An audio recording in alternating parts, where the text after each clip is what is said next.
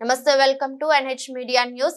ఈ రోజు శుభమస్తు బ్యాంకెట్ హాల్లో జరుగుతున్న బహుజన యుద్ధ నౌక డాక్టర్ ఏపూరి సోమన్న గారి ఆధ్వర్యంలో యుద్ధ నౌక గద్దర్ గాన స్మరణం కార్యక్రమంలో పాల్గొన్న టీపీసీసీ రాష్ట్ర ప్రధాన కార్యదర్శి, తెలంగాణ పర్యాటక అభివృద్ధి కార్పొరేషన్ చైర్మన్ పటేల్ రమేష్ రెడ్డి. ఈ సందర్భంగా శ్రీ పటేల్ రమేష్ రెడ్డి మాట్లాడుతూ, యుద్ధ నౌక గద్దరన్న పాటకు పోరాటం నేర్పి తన గలాన్ని తూటాగా మార్చి అన్యాయంపై ఎక్కుపెట్టిన తెలంగాణ సాంస్కృతిక శిఖరం గద్దర్ అని అన్నారు.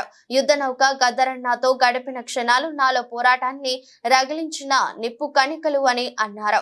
గద్దరన్నతో సంభాషించిన మాటలు నేనొక ప్రజా గొంతుకై పేలిన తూటాలు, ఆయన గుర్తుగా మిగిలిన జ్ఞాపకాలు, పేదల పక్షాన నేనెగరేసే బావుటాలు అని అన్నారు. గద్దరన్న గానం తెలంగాణ వేదం, గద్దరన్న గొంగడి తెలంగాణ నడవడి, గద్దరన్న గొంతుక తెలంగాణ ధిక్కార స్వరం, గద్దరన్న రూపం తెలంగాణ స్వరూపం, గద్దరన్న నా జీవితకాల జ్ఞాపకార్థం, గద్దరన్న మరణం నా గుండెకు శాశ్వత గాయమని అన్నారు. ఈ కార్యక్రమంలో కవులు, కళాకారులు, నాయకులు మరియు ప్రొఫెసర్లు ఇతరులు పాల్గొన్నారు.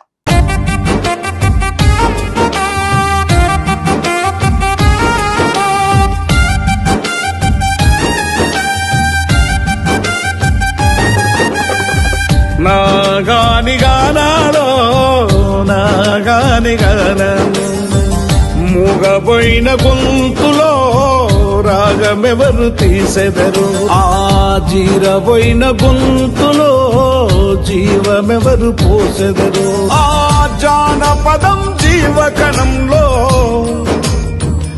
గద్దరన్న తన జీవితకాలం ప్రజల కోసం, పీడిత తాడిత ప్రజల కోసం పోరాడేటువంటి మహోన్నతమైనటువంటి వ్యక్తి. ఆయన సర్వస్వం దారపోసి త్యాగం చేశాడు ఈ నేల కోసం, ఈ నేల తల్లి విముక్తి కోసం.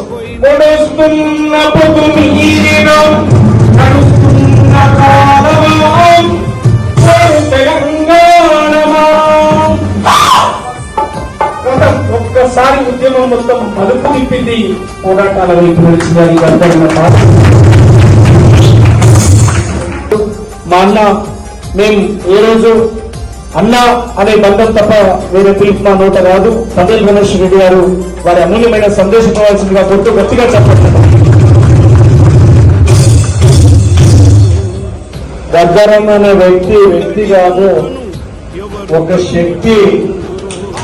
అలాంటి శక్తి ఈరోజు మన మధ్యలో లేకుండా పోవడం కూడా ఒక దురదృష్టకరం.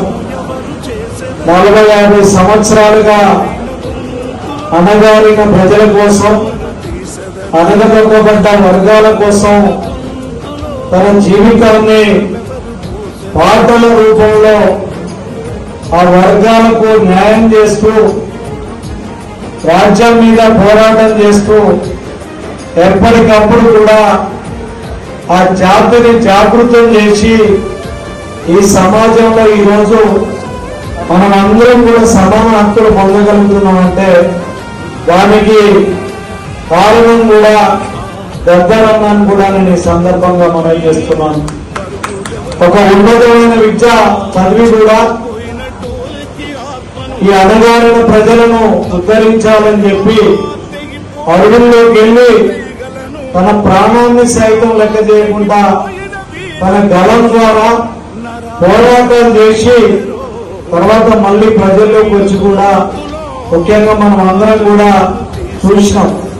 ఆయనతో కలిసే భాగ్యం, ఆయనతో నడిచే భాగ్యం దొరికినందుకు కూడా నేను అదృష్టవంతులను కూడా ఈ సందర్భంగా మనం చేస్తూ, ప్రభుత్వ పరంగా కూడా ఈ కార్యక్రమాన్ని చేపట్టాలని, వారి జీవితాన్ని కూడా చరిత్ర పుటలు అంటే పాఠ్య పుస్తకాలలో కూడా పెట్టి మనల్ని పిలవటం, ఇలాంటి కార్యక్రమంలో పాల్పంచుకునే అవకాశం ఇచ్చినందుకు కూడా ప్రత్యేకమైన ధన్యవాదాలు. స్వప్నాల గీతమును ఆలపించదెవ్వరు, కన్న తల్లి గర్భశోకమును ఏ శిశువు తీర్చును, ఆ చిత్తుబొత్తు పాటలను